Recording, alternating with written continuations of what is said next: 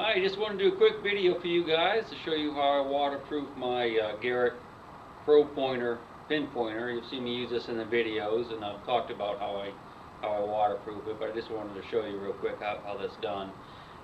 This is just a method I use. Other guys have written to me and said that they put theirs in a baggie and just use it underwater that way. I did try that years ago and it didn't work for me. Another fellow said that he uses a vacuum sealer for like food. When you put it in a bag and you actually seal it up with a vacuum, and I can see that might be a little bit better because those bags are pretty heavy. But again, this is just a method I use. It's worked for me for 3 or 4 years now. I haven't had any problems whatsoever. Garrett probably won't be really happy with you if you do this though and stick it underwater and get wet and break it, which I actually did one time. So it's probably going to avoid your warranty.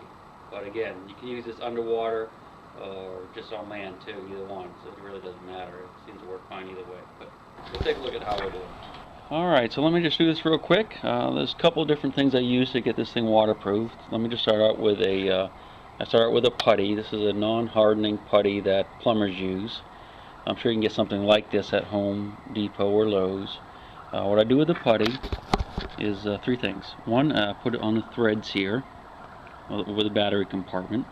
Keeps it nice and dry. Some guys say that they just use a gasket, but I didn't have a gasket, so I just use this and it works fine. I put a little bit of putty in the speaker hole and a little bit of putty on the push button. And the reason I do that is so that if I ever want to take this goop off, it won't stick inside those pieces. Then what I do is I take some goop. This is RV sealant, but you can use shoe goo or anything like it. You can see it's just the this stuff here. Put a layer over the speaker hole. I put a couple of layers over this piece here over the course of a few hours, and I also put a little dab on the light.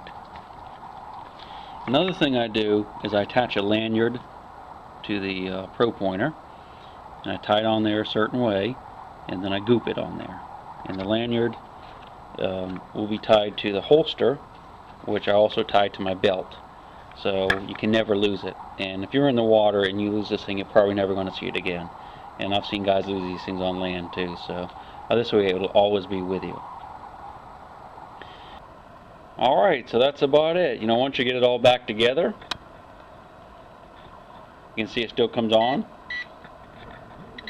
and it works just fine. You can still see the light, no problem, makes plenty of noise. So you can use this in the water or you can still use it on land. I hope you enjoyed the video, and I hope that gives you some ideas of how you can waterproof your pin pointer. Again, I've been using these for years like this and it's worked great for me.